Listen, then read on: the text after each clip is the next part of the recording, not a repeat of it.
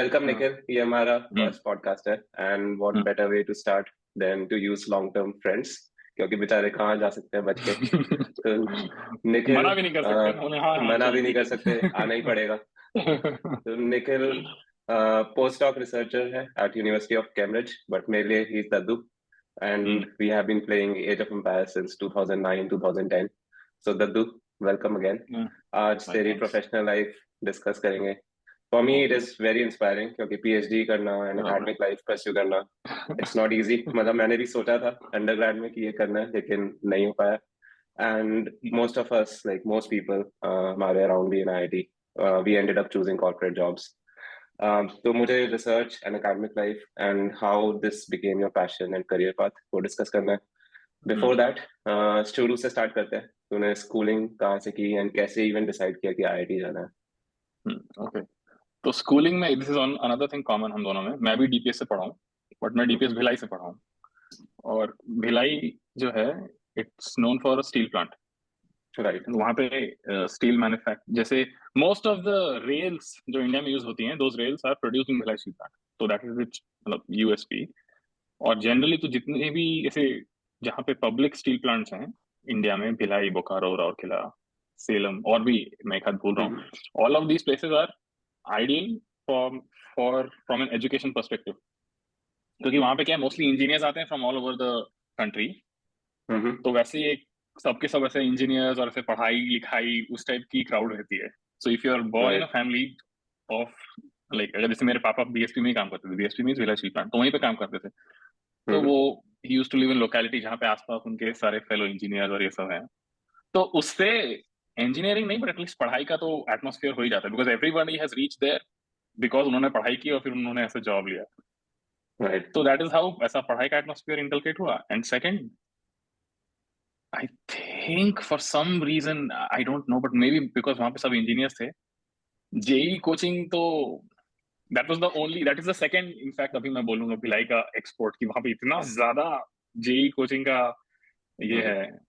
It's a business, it's a huge business. तो there are like entire parts of the town जहाँ पे बस तेरे को कोचिंग वेबसाइट, कोचिंग के होर्डिंग दिखेंगी। और तो वैसे टू बी ऑनेस्ट, मेरे को पढ़ाई कैसे करनी थी, पढ़ाई में रहना था, ये तो it was already decided right. Based on my upbringing. But JEE क्यों करना है, that was in some extent again based on my upbringing, but उसका कोई एकदम एग्जैक्ट रीजन ऐसा था नहीं एट दैट पॉइंट। बस हाँ ठीक है, जेई करो, it's a good engineering institute. हमारे स्कूल असेंबली में हमारे प्रिंसिपल बस आईआईटी जेई का फुल फॉर्म ही पूछते थे सबसे कि हाउ मेनी ऑफ, मैं क्लास 2 या 3 में था तब मैं फर्स्ट टाइम सुना था आईआईटी जेई क्या होता है। And he was obsessed with JEE. तो उनके थ्रू हम लोग पे ये लाइक हमको नॉलेज आ गई। मेरे को याद है एक स्कूल असेंबली में दिल्ली, रुड़की, कानपुर, ऐसे सब आईआईटीज गिनाए थे उन्होंने। तो ऐसा करके I already knew of what this thing is. And then once you reach class 10, तो ऐसे कॉम्पिटिटिव एग्जाम्स, वो नेशनल टैलेंट सर्च एग्जामिनेशन होता है ना, एनटीएससी, ये सब का, किशोर वैज्ञानिक प्रोत्साहन योजना, केवीपीवाई, तो वो राइट। सब वो पूरा इकोसिस्टम वाज गियर्ड टुवर्ड्स पढ़ाई के थ्रू। एंड स्पेसिफिकली इंजीनियरिंग की आईआईटी जाना है। Specific, yes yes exactly. तो जैसे हमारे 10 सेक्शंस होते थे क्लास 11th एंड 12th में। एंड वो 10 सेक्शंस में से 8 ऑफ 6 और 7 वर इंजीनियरिंग, एक दो बायो और फिर एक कॉमर्स। तो प्रोडोमिनेटली मोस्ट ऑफ देम इंजीनियरिंग करना है। तो वैसे मैंने जेई दिया। फिर जब जेई दिया तो भाई ठीक है, जो भी रैंक आया, फिर काउंसलिंग वाउंसलिंग किए। देन काउंसलिंग में तो टू बी ऑनेस्ट, वो जो काउंसलिंग का फेज था उसमें तो हम लोग जाके ऐसे क्या ही इन्फॉर्म रहते हैं, तब किसी को कुछ पता नहीं रहता है कौन सी। एवरीबॉडी हाँ। नोस कि ठीक है कंप्यूटर साइंस में will get good paying jobs. And then एक उस टाइम पे, हाँ मैकेनिकल इलेक्ट्रिकल तो एवरग्रीन ब्रांचेस हैं, हमेशा ही कुछ ना कुछ चलेगा, ऐसे कुछ सम रैंडम दिमाग लगा के some right. so-called good branches which are popular, which are well heard of। मतलब जैसे I don't know, no offence, लेकिन जैसे ocean engineering, naval architecture and, मतलब ये सब हम लोग को इसके बारे में कुछ पता ही नहीं था ना। तो वी हैड नो क्लू वहां पे क्या होता है। तो इसलिए गुड, एक पुराने आईआईटी में वन ऑफ, जहाँ पे अच्छा इंफ्रास्ट्रक्चर है, आईआईटी खड़गपुर, फिर वहाँ पे मैकेनिकल इंजीनियरिंग। मैंने मैकेनिकल लिया नहीं था एक्चुअली, मेरे को मेरे रैंक में मिल नहीं रही थी। तो मेरी मैन्युफैक्चरिंग साइंस एंड इंजीनियरिंग करके, तुझे तो पता ही होगा, मतलब हाँ। मैकेनिकल का सबसेट जैसा रहता है, तो उसमें मिला था। Upgraded version. डिग्रेडेड वर्जन था। और फिर मुझे फर्स्ट सेकंड सेमेस्टर में थोड़े अच्छे नंबर मिल गए करके I was able to choose mechanical engineering. तो वहां पे लेकिन मेरे को याद है जब मैंने वो डिपार्टमेंट चेंज का फॉर्म होता है उसमें you have to fill in your options कि तुमको कहाँ जाना है, तो वहां पे मैंने बस मैकेनिकल इंजीनियरिंग भरा था। और उस पॉइंट तक मेरे को थोड़ा सेंस आया था कि किस टाइप के कोर्सेज रहते हैं। जैसे हम लोगों को मैकेनिक्स ऑफ कुछ तो भी मैकेनिक्स ऑफ मटेरियल्स या कुछ बेसिक मैकेनिक्स का कोर्स था पहले 2 सेमेस्टर्स में। राइट। और ये फिजिक्स जो फिजिक्स बेस्ड होते हैं और फिजिक्स में भी मैकेनिक्स बेस्ड, नॉट इलेक्ट्रोस्टैटिक्स और वो, तो वो मेरे को जमते थे, I don't know for some reason. और फिर मैंने सुना था कि बहुत अच्छी फैकल्टी है मैकेनिकल डिपार्टमेंट में, ऐसा वैसा, तो इसीलिए फिर मैंने सोचा कि चलो लेट्स मतलब मैकेनिकल में ही रहते हैं। हमारे फैकल्टी ओके। एडवाइजर बहुत ही सही प्रोफेसर विक्रांत रचरला करके थे, he was very good faculty advisor. तो उस वो सब वहां पे मेरा डिसीजन बन गया था to go into mechanical engineering. और फिर थैंकफुली मुझे मिल गया। और उसके पीछे भी मस्त लकी स्टोरी है ना। कुछ ऐसे 15 लोग थे मैन्युफैक्चरिंग में, और हर ब्रांच का टॉप 1% कैन गेट अपग्रेडेड, ऐसा कुछ तो भी था। हम्म। तो मतलब 15 में फॉर सम रीजन मैं ही पढ़ा तो निकला आई थिंक।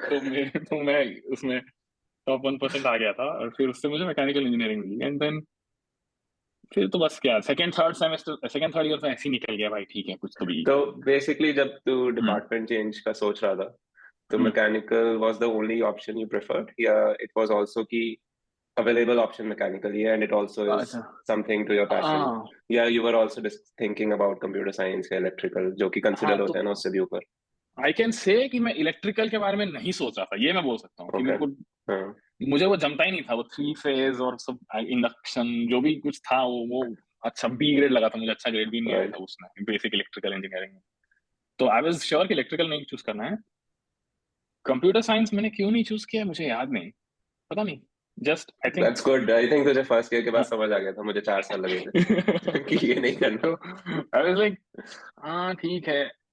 बेसिकली मुझे सबसे ज्यादा मैकेनिकल इंजीनियरिंग के कोर्स में मजा आया था, वो सब हम्म। हम लोग उनकी कुछ लैब भी करते थे, लेथ वेथ कुछ कुछ था।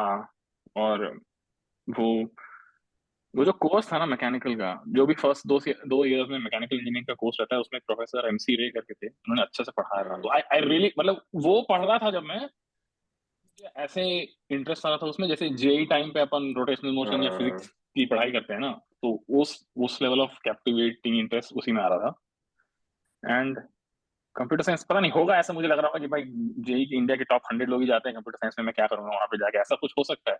बट एज ऑफ नाउ मुझे याद नहीं आ रहा कि मैंने कंप्यूटर साइंस को क्यों मतलब नहीं नहीं चूज किया था। हम्म। हाँ, तो basically professors had a huge role क्योंकि तो यस। उन्होंने कोर्स इतना अच्छे से पढ़ाया कि इंटरेस्ट आ गया। That's and good. Already I लेकिन फिर वाज उसके लुकिंग बाद फॉरवर्ड। ड्यूरिंग ड्यूरिंग आईटी कैसे सोचा तूने कि देयर आर वेरियस ऑप्शंस ना, कि सब उस टाइम बोलते थे कि कोर जॉब करेंगे आफ्टर 4 इयर्स हाँ 5 इयर्स, एंड फिर हाँ वो कैसे हुआ कि पीएचडी करनी है, कि रिसर्च हाँ। करनी है मुझे? तो वो ऐसे हुआ कि मैं थर्ड ईयर में मैं इंटर्नशिप करने के लिए core job sort of internship गया था टाटा स्टील में। हम्म। तो वहां पे अगेन सीखने के लिए बहुत कुछ था, लेकिन मुझे ऐसा लग रहा था कि ये सब सीखने के लिए मेरे को तो इंजीनियरिंग की क्या जरूरत, मतलब थोड़ा बहुत hmm. If I know some basic mechanical engineering तो ये सब मुझे आ जाएगा ऐसा। Hmm. Maybe it was because मैं मेटलर्जी की कंपनी में था, बट तो मुझे मजा आया, but I was not very, हाँ मतलब मुझे लगा मैं पढ़ाई किस चीज के लिए कर रहा हूँ, ये सब चीज करने के I don't really need some good mechanical engineering degree. हाँ। तो और फिर गेम चेंजर वाज हमारे विंग में जीवन दास है ना, तुझे हाँ। पता होगा ना। तो ही राइट। वाज, वो तो PhD कर रहे थे वहां पे। तो वो उनसे बात करके समझ मतलब उनका जैसे डेली रूटीन की, वो लैब में रहते हैं काम करते हैं, उनका पेपर पब्लिश हो रहा है, तो he is telling me about his experiences. तो basically the entire thing was कि अगर रिसर्च फील्ड में जाओ, ये उस the things that are involve in doing research, hmm. First of all वो मुझे अपील करते थे कि अच्छे से एक रिगरस वे में कुछ कैलकुलेशन करना है, एक प्रॉब्लम डिफाइन करना है, सॉल्व करना है, it still has good technical detail involve in it. ये सब मुझे अच्छा लगता था। सेकंड, मुझे लगता था कि मैं कर सकता हूँ। Hmm. And third another thing was कि रिसर्च फील्ड में one of the things is paper लिखना एंड प्रेजेंट करना। राइट। तो मुझे लगता है कि वो मेरी स्ट्रेंथ है, मैं अच्छा papers, I can write well and I can present well. तो मुझे ऐसा दिख भी रहा था कि these are some things which interest me, these are some things which I can do. Plus जब मैंने BTP किया था थर्ड ईयर में ना, थर्ड या जब भी BTP होता था मुझे याद, फोर्थ ईयर में रहता था शायद बीटेक प्रोजेक्ट। तो हम्म। अगेन मैं सुमन सर के लैब में किया था, तो वहां पे राइट। गुड रोल मॉडल्स, अच्छे PhD स्टूडेंट्स मिले थे। तो मैकेनिकल इंजीनियरिंग का हमारे से 2 साल अहेड, 2 ईयर सीनियर, जैसे हम लोग 09 थे, तो 07 ME के जो डिपार्टमेंट रैंक 1 और डिपार्टमेंट रैंक 2 थे, वो दोनों they bucked the trend and they stayed in Kharagpur for their PhD. मतलब जनरली वो लोग चले, they just go out and do something. तो अभी वो both of them are assistant professors. तो इतने अच्छे inspiring sort of role model जैसे मिल गए मुझे, तो मुझे मतलब दैट वाज लाइक ओके, हाँ ये तो सही लग रहा है, इसमें there is something which I can do, ये मुझे अच्छा लगता है करना। और हाँ, तो बेसिकली उसके थ्रू उसमें रिसर्च में इंटरेस्ट आया। और फिर पीएचडी में इसलिए, अगेन पीएचडी में भी इसीलिए इंटरेस्ट आया कि और जान, और I want to know more, मुझे और पढ़ाई करनी है। And by then I was like कि हाँ, अगर वन ऑफ द गुड क्या बोलते हैं career options can be to be an academic. क्योंकि मैं देख रहा था ना कि you are, it's sort of, तुम्हारा एक ग्रुप है, you are the leader of the group, तुम लोगों को इन्फ्लुएंस कर सकते हो, तुम पढ़ा सकते हो स्टूडेंट्स को। मुझे पढ़ाना अच्छा लगता था, तो तुम स्टूडेंट्स को पढ़ा सकते हो, तुम उनको गाइड कर सकते हो, तो ऐसे थोड़ा सा फंडा देने का भी आइडिया है। तो वो सब, ये सब चीजें मुझे अच्छी लगी कि यार always in contact with the latest young generation, तुम उनको पढ़ाओ, you can influence lives in a good way. ज्यादा इंटरपर्सनल एस्पेक्ट्स इन्वॉल्व थे, जो मुझे लगता है उसमें भी मैं ठीक ठाक ही हूँ। तो मुझे मेरी स्ट्रेंथ्स दिख रही थी, मुझे वो बात अपीलिंग लग रहा था, तो मैं गया उस पे। और तब तो इतना और ज्यादा, that is the only thing that I knew. तो राइट। तो आई थिंक वन इज की द ट्रिकी एस्पेक्ट जो मुझे लगता है कि बीइंग अवेयर कि व्हाट दिस फील्ड डिमांड्स या what this career path demands, कि जैसे तूने बोला कि पीएचडी में it's about paper writing and presenting your work जो कि कंज्यूमेबल हो। तो मुझे पता है you were involved in debates, एलोक्यूशंस, did that aspect help in this? Yes yes. अरे आई कांट मतलब ओवर स्ट्रेस हाउ मच मेरा my primary school education help me in my research. Spoken English, written English, क्योंकि वो जो math और मतलब good student and school में अच्छे नंबर, लाइक स्कूल नहीं सॉरी कॉलेज में अंडरग्रेड सब्जेक्ट को समझ के अच्छे नंबर लाने वाला जो एस्पेक्ट है, that is independent of in some sense communication skills और ये सब। So I've seen a lot of people who are really good like scholars, but जैसे पेपर लिखना है या कोई चीज प्रेजेंट करनी है, पीपीटी बनानी है, तो जो उसके जो क्रिएटिव एलिमेंट्स रहते हैं वो उन लोगों को sort of on the job सीखना पड़ता है। और मुझे थैंकफुली वो एड डिजाइन एंड हम लोग ये सब जो सॉफ्ट कल्टीवेट में पार्ट लेते थे, like even something as basic as कैसे बात करनी है किसी से, यू हैव टू जोर से बोलना है, ऑडियंस को पीठ नहीं दिखानी है स्लाइड प्रेजेंट करते वक्त, ये सब बेसिक चीजें तो ड्रामेटिक्स और ये सब से सीखा ना। तो it I think it really help. तो ऐसे नहीं है कि ये सीख all of this can be learn, but I had the advantage कि मुझे आता था ये when I had started my PhD. Okay, and ये वैलिडेशन थी बिफोर परस्यूइंग पीएचडी कि you will be good at it? ये वैलिडेशन मतलब थ्रू रोल मॉडल्स आई थी या नहीं थी, या it was just a leap of faith, let's do it and see क्या होता है? आई विल बी, भाई मुझे तो पता नहीं टू बी ऑनेस्ट कि मैं कितना गुड हूँ, बट ये था कि मुझे समझ में आ रहा था कि ये किया जा सकता है। इट्स यू जस्ट, मुझे I knew what steps to take to do this research well.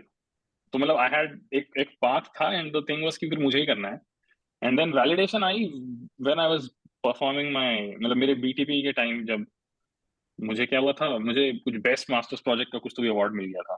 तो दिस इज टोटली अनएक्सपेक्टेड। फिर मैं बैचलर्स प्रोजेक्ट में जो काम किया था उसका पेपर छप गया। सो वो हमारे मेरे बैच में जितने स्टूडेंट्स थे सुमन सर के अंडर, उनमें से I was the first to publish a paper. And तो आई वाज रियलाइजिंग कि ये तो मैं कर रहा हूँ, मतलब I am doing this and I was not ऐसा कुछ, and I was not feeling कि बाप रे इतना बैक ब्रेकिंग वर्क के बाद भी कुछ नहीं हो रहा है ऐसा। So I was seeing results, I was feeling, I was getting encouragement from my, मतलब Suman sir and the lab, और मेरे बीटेक प्रोजेक्ट के प्रेजेंटेशन ये सब अच्छे जा रहे थे। तो हाँ, मतलब वैलिडेशन तो मिली थी। जैसे मतलब मुझे जिन पीएचडी स्टूडेंट्स के साथ मैं काम कर रहा था, they were also like, one of them told me कि we will be very happy to have you in our group, but मुझे खड़गपुर में रुक के पीएचडी नहीं करनी थी। तो तो I had I think some sense of, हाँ आई थिंक तो वैलिडेशन थी कि you will be good at it, एक पेपर पब्लिश हो गया, दैट्स सिग्निफिकेंट। अंडरग्रेड में तो बहुत ही रेयर होता है कि पेपर पब्लिश हो जाए। तो फिर उसके बाद कैसे परस्यू किया कि what steps are needed and what is important कि पीएचडी अगर करनी है परस्यू, एंड स्पेशली पर्ड्यू या यूएस में, कि कैसे what matters in undergrad? So first thing, अगर किसी इंडियन स्टूडेंट को अब्रॉड पीएचडी परस्यू करनी है, is you have to have a good CGPA. Okay. मतलब that is क्या बोलते हैं, it it's a really मतलब one of the things which just stands out straight away. अगर कोई तुम्हारी एज एन अंडरग्रेड कोई सीवी चेक कर रहा है यूएस में, क्योंकि इंडिया में क्या होता है कि there are multiple things that go into admissions under PhD admissions in the US, तो उसमें विद इन यूएस अगर कोई अप्लाई कर रहा है तो people are much aware of what US culture is in terms of letters of recommendation, या कौन कौन से activities are really put your CV in a strong light. But often India के बहुत से, एटलीस्ट उस टाइम पे मुझे ऐसा लगता था, आई डोंट नो अभी कैसा है, बट बहुत aspects of Indian students and their scholastic achievements remain mysterious remained mysterious to at least United States में some labs that are just getting set up. तो अगर किसी के पास Okay. पहले से ही बहुत सारे इंडियन स्टूडेंट्स हैं किसी लैब में, तो they'll know कि कैसे चलता है. बट अगर किसी के पास, जैसे मेरी केस में, कि मेरी प्रोफेसर के, मैं और वसीम मेरा और एक बैचमेट था खड़गपुर से, we were their first Indian students. I see. तो in that case CGPA is, and like हाँ IIT खड़गपुर से है, he's from good IIT, and Professor Suman Chakravarti, he's like world renowned. So these things helped a lot, but CGPA is something which will always be sort of, you can't deny it in some sense. तो ऐसा नहीं बोल सकते कि जैसे letter of recommendation, बहुत लोग क्या करते हैं, प्रोफेसर बोलते हैं कि तुम लिख दो, तुमको जैसा लेटर लिखना है, I just sign it and send it. तो अगर कोई बहुत ही अच्छा लेटर मिल गया किसी स्टूडेंट का, तो often times like the selection committee is a bit sceptical कि इतना अच्छा लेटर क्यों है, क्या है. एंड देन तुझे तो पता है कि इंडिया में पोजीशंस ऑफ रिस्पॉन्सिबिलिटी आईआईटीज में फॉर टेक इवेंट्स, ये सब you can sort of pad your CV by कि हाँ मैं ये भी था, मैं ऐसा था, वैसा था. So this is another thing which casts it out. But अगर तेरा CGPA अच्छा है, if you write, I don't know, 9.4 out of 10, then it's sort of तू fake नहीं कर सकता है उसको. Right. So if there are some things which I say are really, मतलब if you want to become undeniable in your application, then CGPA is the first, and research experience is the second. And again, you should have concrete markers of these things. So research CGPA is in some sense a good marker of your scholastic understanding.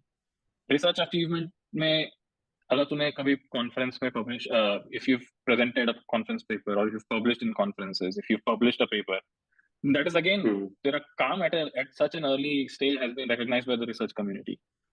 तो मतलब just research experience for the sake of it नहीं, but some अगर कुछ उसका tangible output रहा, तो those are the two most important things.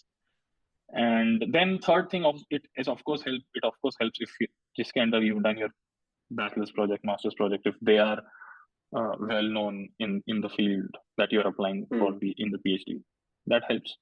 But I think मैं तो बोलूँगा first two would be, in fact I would actually say tangible research experience with a journal publication is better than having a very good CGPA.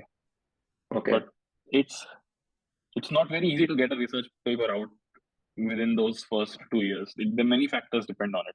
So अगर really something which a student can control, I think it would be their own, like their CGPA, because it also reflects on your discipline and such. Right. So I think इससे ये समझ आता है कि if अगर PhD करनी है after undergrad, so you have to know that from very beginning, early in undergrad in some way, कि जिससे कि CGPA you will spend your time and effort in yes, curriculars rather than extracurriculars. From the CGPA aspect, it's better to know it in the beginning. But again, किसको पता रहता है? So the thing is, जब realization हो रहा है, तब से पढ़ाई करना शुरू कर दो, और try to talk to as many people as you want. But of course, it always helps if you know something beforehand. हाँ.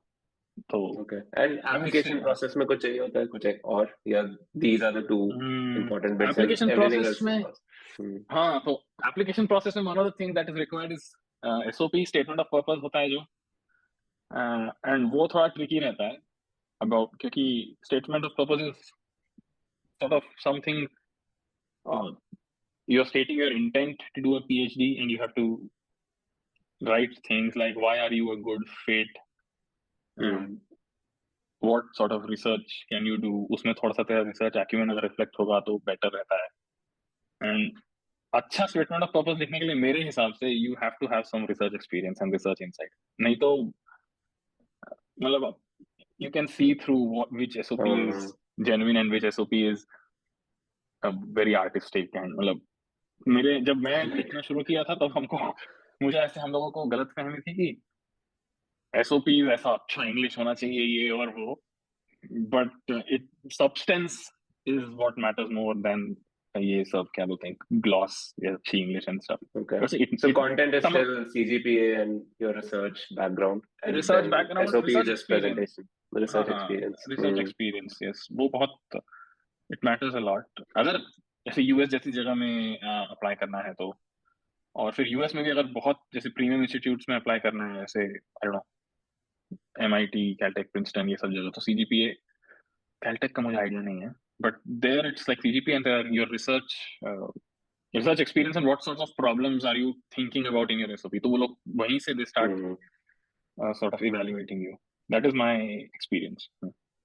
Nice. And फिर उसके बाद पर्ड्यू चला गया. And then how are the various years की कैसे shape होती है हाँ PhD लाइफ, and हाँ what is surprising in each year कि पहले पता होता हाँ तो बेटर रहता. हाँ. तो ये जो चीज है ना, this is very good question. Purdue का पहले पता होता तो बेटर रहता is applicable for me as well as for my advisor, क्योंकि मैं जब गया था पर्ड्यू तो मेरी जो एडवाइजर थी प्रोफेसर आर्देखानी, वो एक ही साल, she had just been at Purdue for 1 or 2 years, एंड वो यूएस में असिस्टेंट प्रोफेसर बने हुए भी उनको ज्यादा टाइम नहीं हुआ था. तो there were many things about Purdue's system that she didn't know, and as a result we didn't know. तो जैसे फर्स्ट सेमेस्टर में उन्होंने हमको तीन तीन कोर्सेज लेने के लिए बोल दिया. तो PhD has in the US has course work and research. तो Okay. more or less it's the research that matters, but coursework should not be neglected. मतलब ऐसा, I don't know, you can't neglect and get very bad grades. Hmm. So, but the thing is, if you have a lot of coursework, you get less time to do research. तो मेरे साथ क्या था कि I had coursework, research, and मैं first semester में teaching assistant भी था. तो बहुत ही ज्यादा काम था मेरे को फर्स्ट सेमेस्टर में. मतलब I had never had this much work. तो फर्स्ट मतलब आई स्टिल रिमेम्बर कि कहाँ गया फर्स्ट सेमेस्टर और कहाँ, when it came when it went, पता ही नहीं चला. एंड दिसंबर में when I had given my fast last assignment submission, उसके बाद मुझे ऐसा एम्प्टीनेस, अरे अभी कुछ करना ही नहीं है कि आई फेल्ट सो सरियल. तो माय, Hmm. अगर फर्स्ट सेमेस्टर या फर्स्ट ईयर के लिए मुझे कुछ पता रहता तो मतलब आई वुड से कि course work is important, but you can, मतलब क्या बोलते हैं, यू हैव क्या around 8 semesters to finish 6 courses or something, so you can ease them Oh. out, one course per semester low, and you can take your time. So that is first thing. Second क्या हुआ कि actually US में, Purdue में, during my PhD there was this concept of PhD qualifier exams. So essentially after your first semester you're asked to give 3 written examinations, one in the field of your research, तो मेरे लिए fluid mechanics था, one in Hmm. applied mathematics, and one in another field related to your research. तो मैंने heat transfer के course होता है उसका लिया था. तो you have to write written exams, और उसको क्लियर करने के बाद you are, मतलब कि हाँ भाई इसको आता है, he has enough knowledge, theoretical knowledge to pursue a PhD.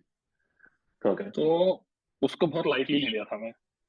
अच्छा. तो हाँ, तो मतलब ठीक है, फ्लूइड मैकेनिक्स तो मुझे आता था, तो वो लाइटली लेना फिर भी चलता है, बट वो मैथ तो हम लोग ने second semester, first second third fourth semester में जो पढ़ी थी अंडरग्रेड में, it was all of that math. तो वो पूरी बुक हम लोग को एक महीने में I had to study revise. तो दिस वाज, जैसे मैं बोला ना, दिसंबर में I submitted my last assignment, और फिर मेरे को लगा चलो कि लाइफ पीस है, और फिर पता चला कि मेरे एग्जाम्स फरवरी से ही. So I Okay. didn't have much time to study for these exams. So, मतलब essentially how to pace your entry into this PhD system, Hmm. because things come at you very fast. वो अगर मुझे पहले से पता रहता तो मेरे फर्स्ट 2 सेमेस्टर्स थोड़े और अच्छे जाते. तो So उस that टाइम is, कोई मेंटर्स नहीं थे, मतलब सेम लैब में नहीं पर डिफरेंट लैब्स हाँ, कि वो बताएं. essentially, हाँ, तो ऐसा एटलीस्ट मेरे केस में, क्योंकि मेरे एडवाइजर का ग्रुप नया था, she was हम्म. new, तो my मतलब she did not have much exposure, she did not have much exposure to other research going on at the university. तो इसलिए हाँ, I could have gone out of my way, but ऐसा mentorship programmes Purdue में मेरे आने के एक साल बाद इंप्लीमेंट किए थे, बट दैट वाज फास्ट. अब जैसे किसी को मेरा मेंटर बना दिया है, उसको अपने लिए सबसे फुर्सत नहीं है, वो क्या ही मेरे को मेंटर करेगा. तो हाँ. एज सच कोई मेंटर था नहीं, but of course if I would have known someone, मैं उनसे बात करता तो मुझे शायद पता चलता. तो आई वुड, हम्म. मैं तो पहले से in fact, this is something which I can say कि throughout this academic career it's always useful to know people who can give you these funding about everything.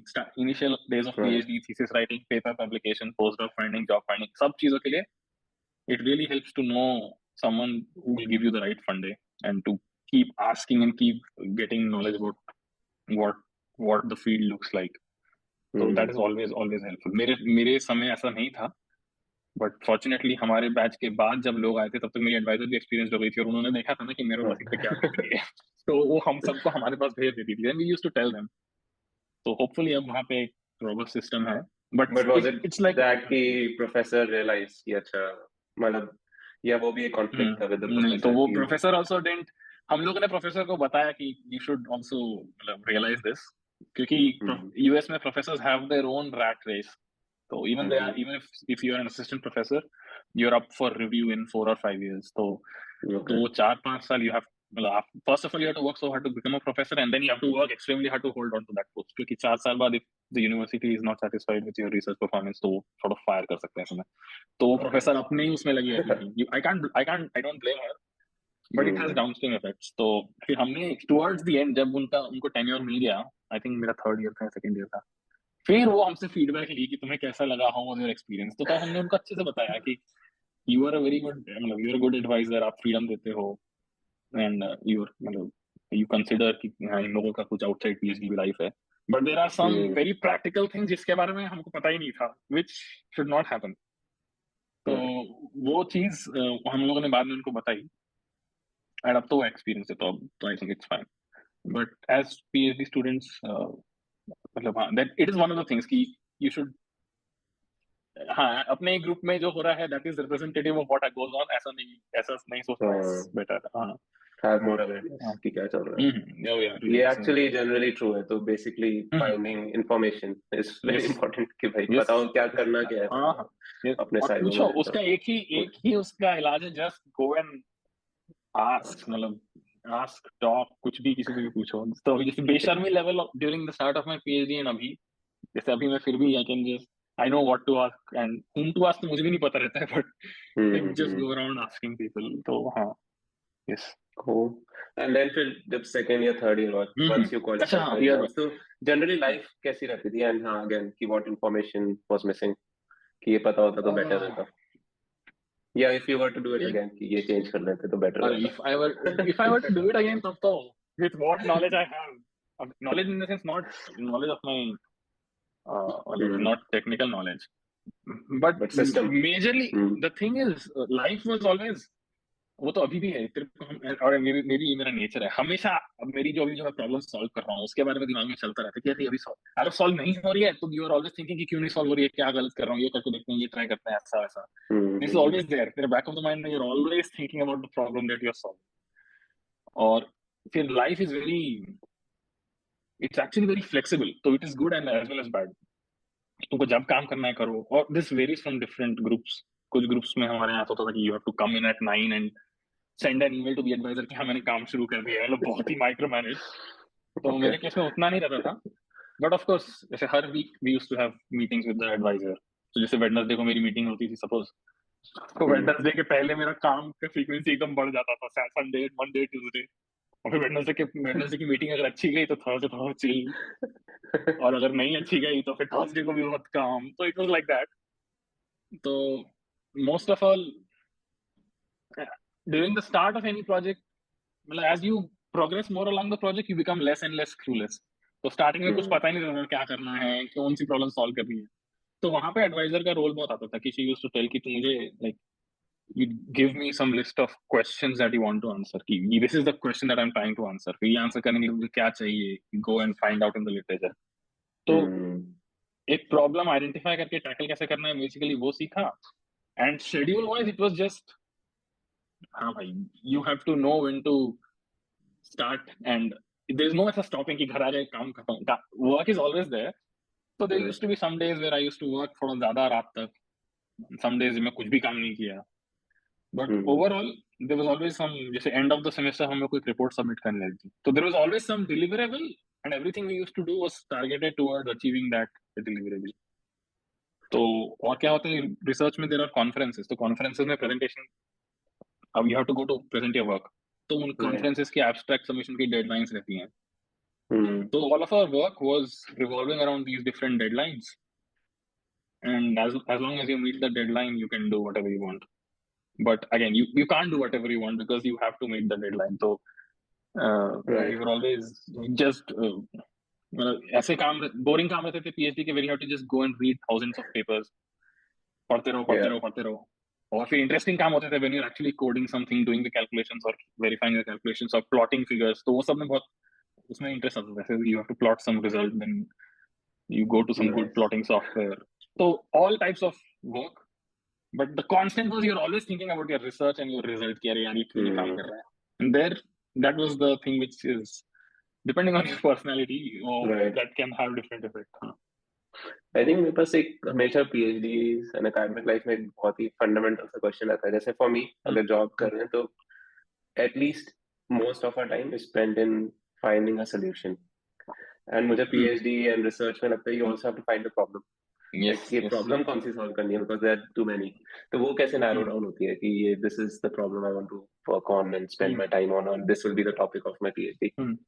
तो वो क्या होता है इनिशियली, तो you most of the time I think at least मेरे case में you are initially given some direction by your advisor, क्योंकि advisor क्या करता है, the way it works is the advisor writes a research proposal and submits it to some funding agency, जैसे US में it's the national science foundation NSF। Yeah. तो उसको submit करते हैं, and if the NSF deems your project to be worthwhile, it will offer you funding कि हाँ okay you take this $500,000 अब and work on this। तो $500,000 में she'll fund PhDs। मेरे टाइम पे 1 PhD was costing around 50K per year, ऐसा कुछ तो भी था। तो 500,000 मतलब 2 PhDs for these many years। तो she will say कि हाँ अभी you're going to work on this topic, तो she'll give you some list of papers, and फिर तुम पहले तो पेपर पढ़ोगे, कुछ समझ में नहीं आएगा, ठीक है हाँ ये क्या चल रहा है, then that's first few months are just spent in trying to understand what to do। but I can say कि प्रॉब्लम फिर क्या होती है, आफ्टर टाइम यू अंडरस्टैंड कि हाँ ये प्रॉब्लम है, ये करना है मुझे, so you're working on just your current problem। फिर जब पेपर लिखने का समय आता है, तो at least in my research whenever I write a paper, तो एक लास्ट सेक्शन होता है sort of conclusion and future problems, conclusion and perspectives. तो अब इसमें ऐसा है कि you can write anything as a future problem, nobody cares. But मैं क्या करने लगा आफ्टर फर्स्ट फ्यू पेपर्स की, I actually used to write a future problem which is something which I would be able to do if I have the time. तो उसके लिए once you start reading papers related to your research, or once you start doing literature surveys, अपने आप your mind goes into this mode कि अरे ये problem किसी ने सॉल्व किया है क्या, एंड देन यू थिंक अगर मैंने इस प्रॉब्लम के बारे में सोच लिया है as a second year PhD, then इतने सारे बड़े लोग तो सोचे ही होंगे। Then you go and search the keywords of that problem.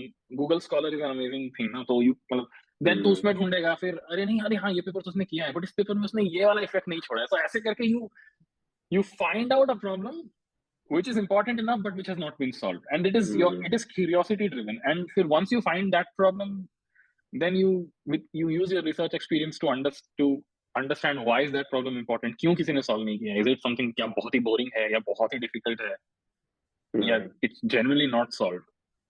तो ऐसे करके you find problems, and it's essentially curiosity driven, you're always curious कि ये problem किसी ने solve किया है क्या, and it's also driven by the fact कि मुझे problem paper छापना है भाई, तो I need some problem to solve। So it's both, but primarily it's you will eventually find out some problem which nobody has solved, and लेकिन किसी ने solve क्यों नहीं किया, तो हम कर सकते हैं, and then that's how you come up with problems, and that's how you come up with research themes कि ये this whole area has not been investigated। तो तुम्हारा PhD रिसर्च का छोटा सा चीज लेके उसमें डेल्टा चेंज करके यू विल फाइंड, बहुत चेंज करने के बाद you will find the totally new research field. तो वो organically it's curiosity driven, and organically वो आता है, उसको ऐसे मतलब I don't know how to force it. तो मेक सेंस।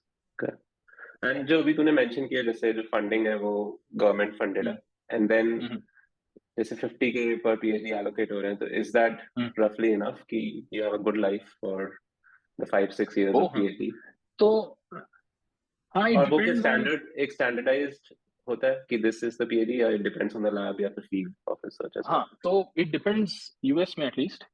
तो ऑल ऑफ मेरा पीएचडी का everything is based on the US, क्योंकि वहां पे मैं किया था। तो यूएस में डिपेंड्स ऑन ज्योग्राफी, मतलब कैलिफोर्निया में थोड़ा ज्यादा स्टाइपेंड रहता है, और मैं तो मिडवेस्ट में था, तो वो तो बहुत ही सस्ती जगह है, तो वहाँ कम स्टाइपेंड रहता है।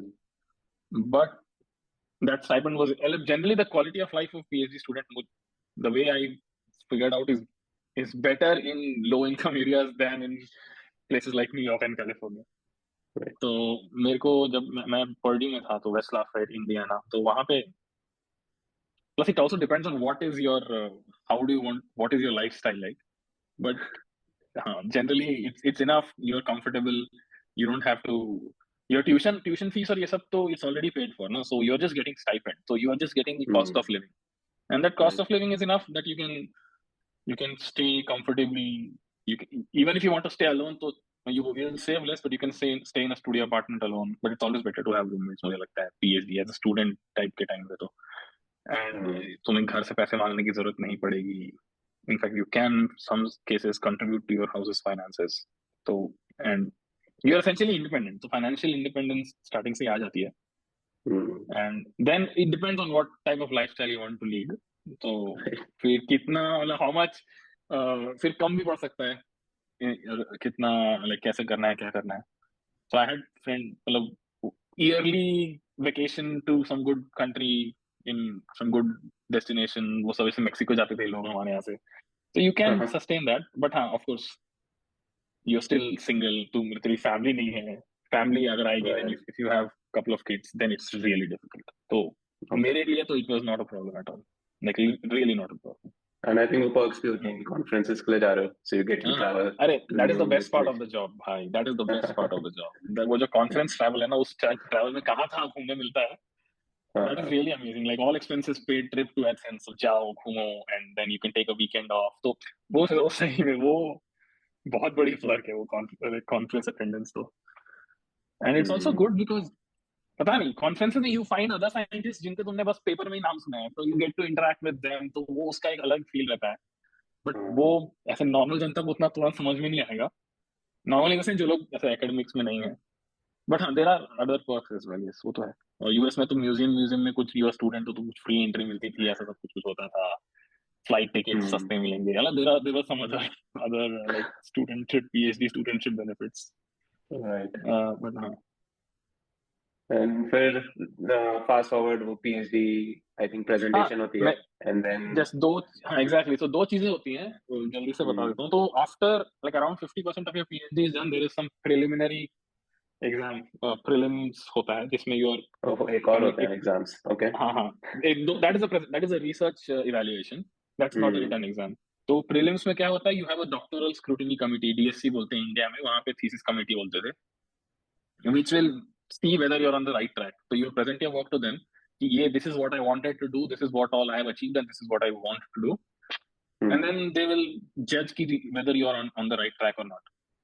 So these are very stressful for us क्योंकि वो this is our first evaluation which is also practical कि भाई ये नहीं ढंग से किया तो पीएचडी में 1-2 साल और ऐड हो जाएंगे, फिर फंडिंग कहाँ से आएगी. So that is stressful for us, and it's also stressful for your advisor क्योंकि उनकी एडवाइजरी स्किल्स भी टेस्ट हो रही होती है इसमें कि उन्होंने कितने अच्छे से एडवाइस किया है. So that is one big milestone. So by that time, if you generally have a couple of publications, so you are good. मतलब you just talk about your paper, and मैं आगे ये सब करना चाहता हूँ. And then you have your final PhD thesis defense, which is the big. मतलब हाँ, उसका after you clear your defense, you are sort of now you have a doctorate degree unofficially. फिर तो convocation होता है, and by the time your defense comes, generally speaking, the defense is it is on your mind, but you are stressed about other things कि भाई मैं next कहाँ जाने वाला हूँ, what is my next step going to be. Oh, I see. So defense में you always have that stress कि मेरे को fail कर दिया तो क्या होगा. But generally, as a general rule in the US, as well as I think in France and UK, if your advisor says that you're ready to defend, then you have to screw up really bad to not pass in the defense. So Germany में ऐसा नहीं है. Germany में it's like there's good percentage of people who fail their first defense, but generally defense is always ठीक है. Hindsight में बोल रहा हूँ मैं, बट मेरी एडवाइजर ने बहुत पहले बोल दिया था कि just defend early and you should be good to go, don't worry, I am not worried. तो मेरे को टेंशन नहीं थी, ठीक है डिफेंस तो हो जाएगा. तो But what happens कि let's say if defense is not successful, let's say even if it's 2% cases, so then बस वो ऐड हो जाते हैं साल और या बस बाय बाय सेमेस्टर्स नहीं, बाय बाय कभी नहीं. I don't know of bye bye situations. Like bye bye is a real exception. Just you get, मतलब ऐसे सेमेस्टर ऐड होता है, एंड ऐसा कभी नहीं होता है कि ये गुड फीडबैक कि क्यों तुमको हमने एक्सटेंड कराया है, ऐसा हमें में it's work is not good enough ऐसा कभी नहीं बोलता है, क्योंकि it reflects poorly on the university and the advisor as well, क्योंकि एक्सटर्नल लोग आते हैं कमिटी से, तो यू हैव टू बी, तो इसलिए अच्छे से सब कि ओके ठीक है अभी हमने गलती की, if this is not up to par then let us know what needs to be done, so you generally have a few action points कि ये if you do this then you should be able to defend. तो it's stressful क्योंकि it's not considered good अगर first defense clear नहीं हुआ तो, but फिर मैंने तो आज तक कभी भी 1 या 2 सेमेस्टर से ज्यादा किसी को एक्सटेंड करते हुए देखा नहीं, so I don't really know what happens, but I know कि अच्छा एक action they give you good reasons कि ये है सब काम कर लोगे तुम्हारा तब you will be able to defend again, and mainly it's just the defense का मतलब यही है कि you're defending your work, ये मेरा काम, defending it in terms of its intellectual merit, in terms of its usefulness to the scientific community, in terms of I don't know its validity. तो तुमसे लोग कुछ भी, like you can expect any sort of question in the defense, and US में one of the things is that the defense is private, so that's good. मतलब जो grilling part of the defense, you can present your work to everyone, so like you can put out an advertisement for the defense or whatever, लोग आएंगे, you can present it to everyone, but जब वो sort of grill करते हैं ना तुम्हें when you're actually defending your work, so that's just you, your boss मतलब advisor and the thesis committee. Okay.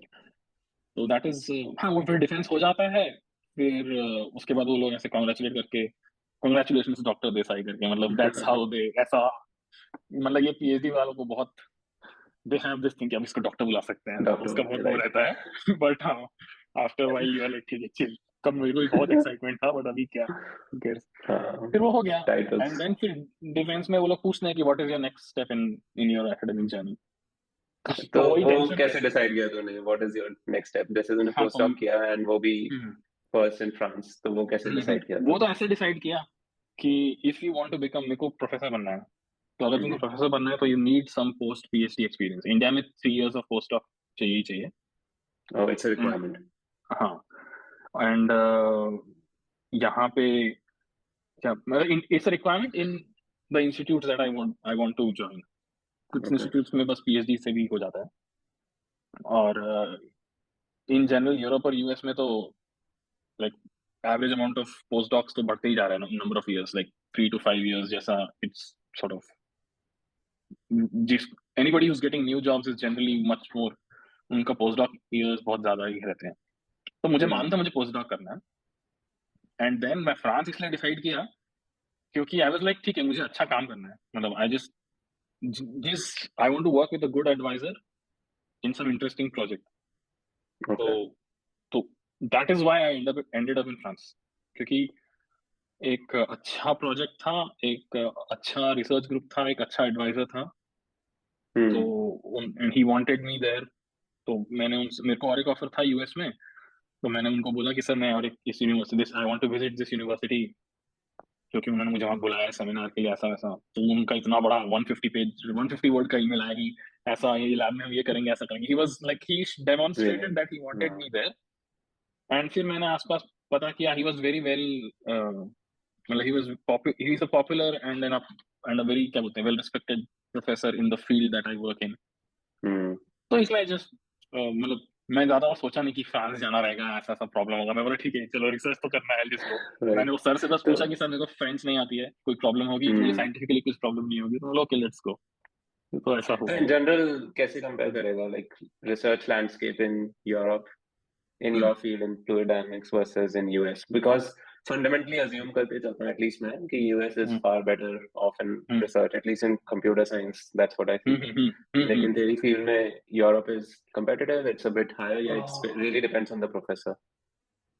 तो मेरी फील्ड में the actual जो main difference दिखेगा at least in the places that I have worked between US and Europe is मतलब जो quality of research है, actually मैं तो जहां पे भी यूरोप और यूके में काम किया हूँ, those are well respected fluid dynamics places all over the world, मतलब जैसे वो तो इट्स वेरी लैब डिपेंडेंट। मैं मेजर डिफरेंस ये बोलूंगा कि when you are in the US you have a lot of funding, तो उससे क्या तेरे को सैलरी अच्छी मिलेगी, और बहुत सी बड़ी बड़ी कॉन्फ्रेंसेस यूएस में ही होती हैं फ्लूइड मैकेनिक्स की। तो मैं अगर यूरोप आ गया एक as an Indian citizen, if you don't have a US का वीजा, मतलब तो तुमको फिर वो वीजा के चक्कर में पड़ना पड़ेगा, and then you have the risk of missing out on some conferences that take place in the US. But in terms of research, क्या बोलते हैं, quality of research, so it just boils down to the individual professor कि उसकी मतलब वो कहाँ से evolve हुआ है. There are some, मेरे फील्ड में there are some epicenters of, मतलब कोई ऐसे फूड रिसर्चर्स हैं, उनके पीएचडी ऐसे करके ब्रांच आउट हुए हैं. So if you are somewhere connected to some of the क्या बोलते हैं, so called well good researchers, तो you will have a philosophy. Number होता है क्या इन मैकेनिकल इंजीनियरिंग की? नहीं, मेरे ऐसा कुछ नहीं. वैसे मैं तो बहुत ही स्पेसिफिक बता रहा हूँ, जैसे एरडॉस नंबर और ये सब these are still well known concepts. मतलब मैं जिन लोगों की बात कर रहा हूँ, they are giants in the field of fluid mechanics, but nobody would know about them. तो मेरा पॉइंट है कि अगर तुम्हारा क्या बोलते हैं, like if your PhD family जिसके अंदर तुमने पीएचडी की है या उसने जिसके अंदर पीएचडी की है, if that is sound, then generally the level of research, मैं लेवल ऑफ रिसर्च को type of problem statement and कितने रिगरसली तुमने सॉल्व किया है उस पे ही बोल रहा हूँ, दैट वो it's very placed. I don't think ऐसे यूएस में कुछ है which makes people do good research. It's just that they might have studied under someone who has taught them how to do good research. So the US centric thing is they have like most of the big conferences in fluid mechanics happen in the US. So you can attend them very easily if you are in the US. And another thing is US is a large country, so it has on average more job opportunities, but it has more applicants. So but how do you, like, let's say if you're starting, once you are in the field and PhD कर लिए, then you would know these frameworks. But if you are an undergrad, what is the framework to use कि ये एक lab या फिर ये professor is the best in this field? हाँ, तो ये चीज कैसे पता चलती है? This all depends on what type of undergrad research you are doing. So for example, this is fun. तो मैं जब undergrad start किया था ना, तो वहां तब सब लोग एक प्रोफेसर की बात करते थे कि अरे प्रोफेसर एरिक लावा तो कितनी अच्छी रिसर्च कर रहे हैं, he publishes so many papers, wow, everybody सबको उसका he was the up and coming rising star. And तो तब से I knew the name of this professor and some things aligned such that अभी मैं एरिक लावा के अंदर ही पोस्ट डॉक कर रहा हूँ. So I found out about him since 2013 due to the research that was going on in my lab.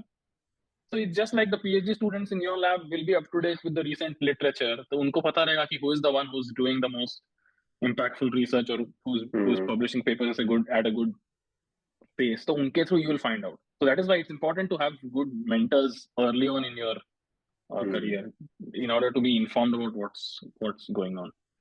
And then there's also कि तुमको life में चाहिए क्या, अगर बहुत पैसा कमाना है या यूएस में ही शिफ्ट होना है. There are some people उनको just यूएस में ही रहना है.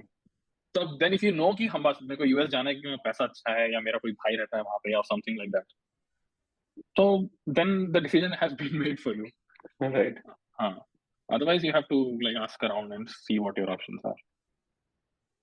So, makes sense. तो फिर and अब like अभी यूनिवर्सिटी ऑफ कैम्ब्रिज में कर रहा है postdoc, then what's next? मतलब because I think तेरा already decided that you want to become a faculty, so how do you decide कि जैसे I think हमारी previous conversation पे तो ये था कि UK में बनना है, but what are the other options, या फिर किसी और के लिए क्या क्या options हो सकते हैं?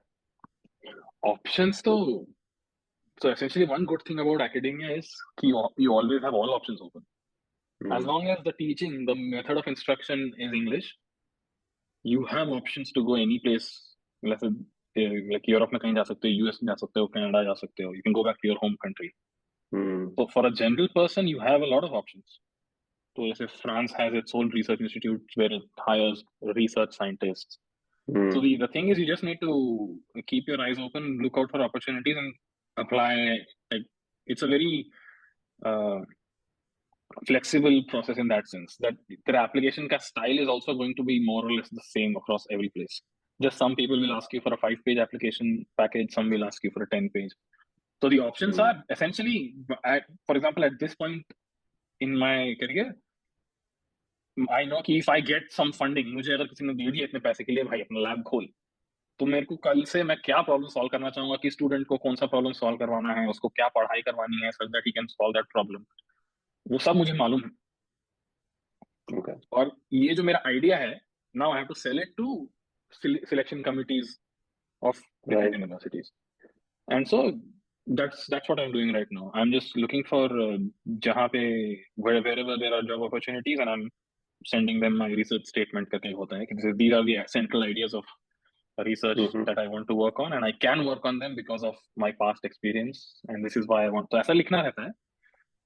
And so once you are at this point of your career, hopefully you will have some own problems of your own in your mind Right. जो तुम्हें solve करनी है, and you are just telling people that okay, it's sort of like a startup, I think. तो उसमें भी you have some idea and you want to pitch it to investors ना, so इसमें Right. भी you have an idea, you have to pitch it to universities, and wherever, अब suppose मेरा idea एकदम ही unique है, then I'll have more options.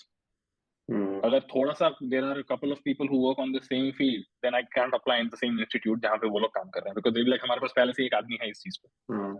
तो वो सब थोड़ा सा you have to pick and choose, but basically you have great flexibility in terms of where you want to work.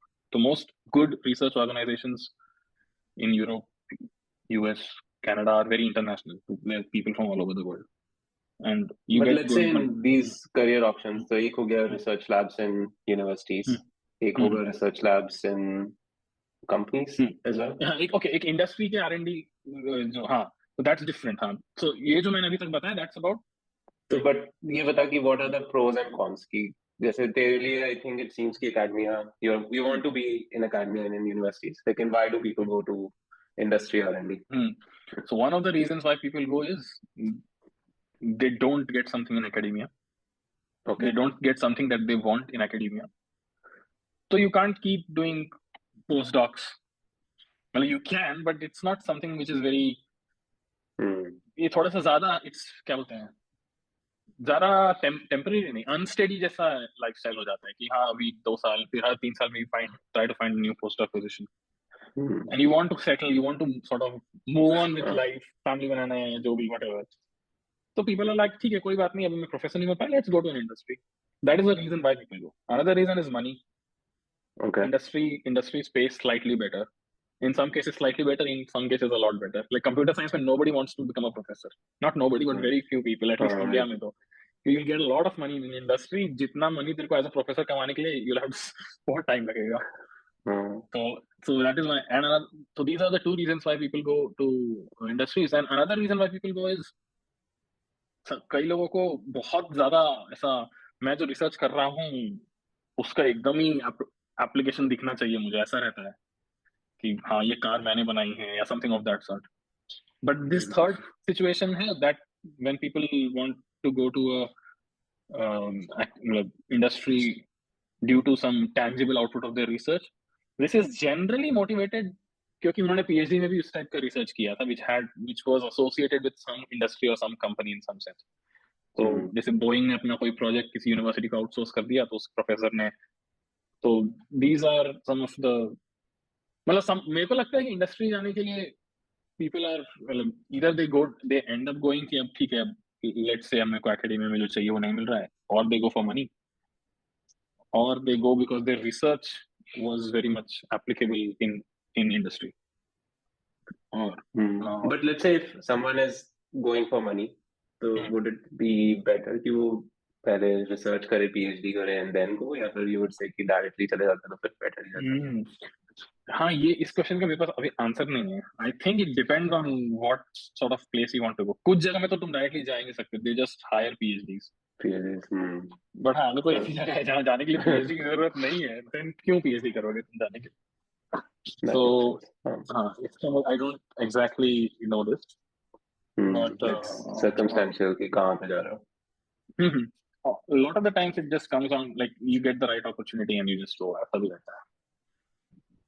तो हाँ, और मैं एक और कुछ बात थोड़ा भी मैं भूल गया, अभी इसी से रिलेटेड कुछ बोलने वाला था। हाँ, मैं ये बताऊंगा, जैसे generally people from who are not from Europe, India से जो हैं,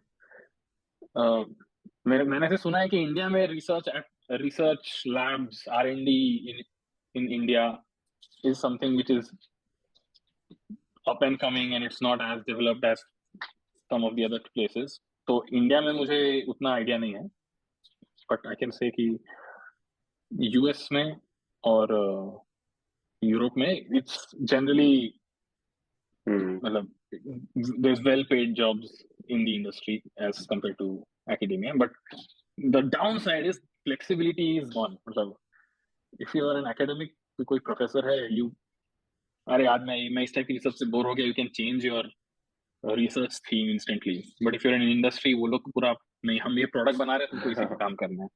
And so that is the thing due to which I prefer academia, because of freedom and ownership. Like freedom, you can solve जो problem solve करना है. It's really मतलब it's the freedom and the intellectual flexibility कि तुमको whatever you want to do, तुमको जिसको जैसे advice करना है, तुमको कल को एक नया lab खोलना है, तुम कर सकते हो. Research industry में there are very few places that offer this, so it becomes very sort of like मतलब हाँ जैसे मैं you have तुमको यही काम करना है. So जैसे PhD में जैसे तुम्हारा एक advisor रहता है and वो जो काम करने बोलेगा, sort of you have to do that even more क्योंकि you really have, you are delivering a product for the company, so I think तुम्हें वही काम करने के लिए पैसे मिलते हैं. So you can't अरे मैं curiosity की वजह से कुछ पेपर पढ़ना चाहता हूँ, that is reduced quite a bit, not gone but reduced quite a bit. So that is one of the reasons why people don't want to go to industries. Okay. कि तेरे हिसाब से तेरी definition of like professional success क्या है? मतलब what is the goal or ambition कि this is when you feel you are successful professionally? Yeah, it's already there. You feel successful already there. Yeah, भी नहीं मतलब और ambition. मुझे लगता है कि हाँ I have reasonable success है, but of course you can't bask on it. तो मेरे को जो कुछ चीजें अचीव करनी थी वो मैंने अचीव की हैं, और कुछ चीजें जो अचीव करनी थी वो नहीं भी की हैं. So if I had some goal in mind कि मेरे को इतने पेपर्स पब्लिश करने हैं by this time in my career, and इतने एटलीस्ट इतने, इससे तो ज्यादा ही करने हैं और इतने करूंगा तो बहुत अच्छा रहेगा. So as long as you are always closer to your goal than closer to the other thing कि यानी इतने कम होने से तो बहुत बुरी बात है, that is one measure of success. Like मेरे हिसाब से success like कुछ quantifiable रहने से अच्छा है. So I have some idea कि हाँ every year of my life in academia if I have 2 papers then that's good. So अभी I am not 2 but I am greater than 1.5. So that's one thing. Then if I have some idea about where is my next problem statement coming from, मैं क्या अगली problem solve करना चाहता हूँ, उसको कैसे solve करना है. If essentially one of the at this stage one of the things that I want to have is like मैं बोला ना कि अगर मुझे कल if you give me a job I should know how to advise someone and what all things to do, तो उसका मुझे थोड़ा sense है. But then और success is like how useful is your contribution to your research field. तो जैसे तुम्हारा paper कोई पढ़ रहा है कि नहीं, does anybody care what you're working on, that is one thing which sort of it is externally driven, but that is I think important कि तुम अब कर रहे हो research, तो तुम्हारी scientific तुम्हारी community को उससे कुछ फायदा हो रहा है कि नहीं. And then I think real fruits of success is if you are able to advise or mentor some PhD students to start their own careers. So once you are in a position, in a mentorship position, that is a real, I would say कि हाँ, okay, this guy has so far succeeded. And other than that, ठीक है, you can, if you want, you can put numbers on your field, but it's very subjective क्योंकि there are some fields जहाँ पे 2 साल लग जाते हैं, 2-3 साल लग जाते हैं publish करने के लिए, and there are some fields जहाँ पे 1 साल में multiple papers publish कर सकते हो. तो वो numbers, then you'll have to be very careful how you put numbers. But I think success should be कितने लोगों को तुम influence कर पाए, कितने, how many students or how many peers or how many juniors were you able to help, influence, mentor for them to start in their own careers, or for them to have their own vision about their future or something. So वो है, मुझे लगता है more personal नहीं, मतलब more in a guiding capacity than कि मैं खुद से क्या कुछ कर लिया. तो हाँ ऐसा है, मेरे को ऐसा लगता है. Impact on people's life. हाँ, but not in the sense कि मैंने not in कि मैंने इतने सारे लोगों का खाना खिला दिया, not in that sense. मतलब उनका उनका करियर बनाया है। हाँ यस इनको जॉब्स दे दी, उनको करियर बनाया, वैसे मतलब वो वाला इम्पैक्ट तो बहुत ही अच्छी बात है, इट्स इवन बेटर। बट मैं अगर अपने बारे में सोचूं तो I would like to do the thing that I just explain. Oh, makes, let's say कि people who are in universities in undergrad and they're looking to find their career path. So what would you suggest कि क्या, what should they know so that they can understand कि मुझे PhD pursue करनी चाहिए and then academic life ऐसी होती है? बाप रे, ये तो एक epic question है। One of the things is you have to treat your PhD like a job in some sense। एक मतलब हम लोग तो फ्रीडम की बहुत बात करते रहते हैं, but it's not that freedom. इसका मतलब ये नहीं कि भाई चिल मार रहे हैं, मतलब you have to like it is a work। and वो often लोगों को लगता है कि अंडरग्रेड की स्टूडेंट लाइफ जैसी PhD भी रहेगा, which is not the case। वो जितनी नहीं, but main is these things change so fast। some fields in academia change, like what is the thing right now and what will be the thing 5 years from now। These things change so fast। And the most important thing is to keep getting information from as many people as you want। मतलब पहले तुम जान तो लो कि वो है क्या before even deciding what you want to do। So if you're try to make your decisions as much informed as possible। कि मुझे मेरे को And find people who have that information। find people, and basically the thing is just know कि what मतलब who, it's so difficult, it's a very subtle thing, but yes, find people and get as much information as you want in order to understand key research, what is research, what entails research first। Second is padhai, like I said, to a student जो undergrad है, you have to have good good grades, they are essential। and third would be to at least experience some research before just writing it off।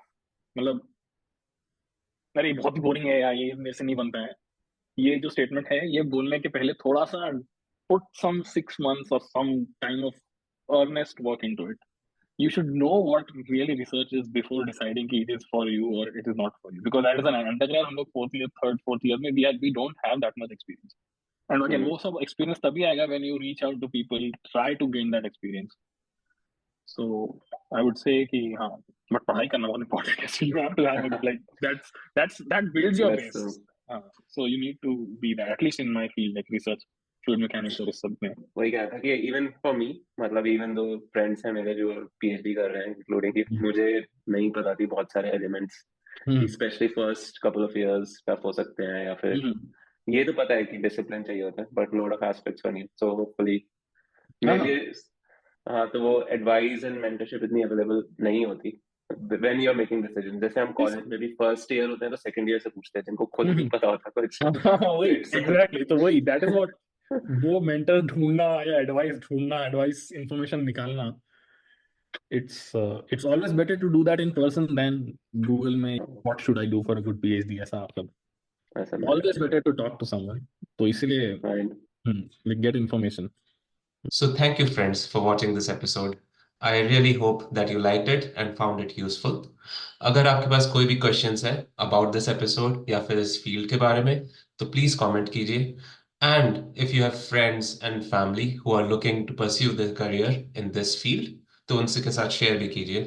हम ऐसे ही हर हफ्ते videos लाते रहेंगे of different domains with different guests, and the hope is that you will learn something from these videos। So thank you so much for watching। See you next week।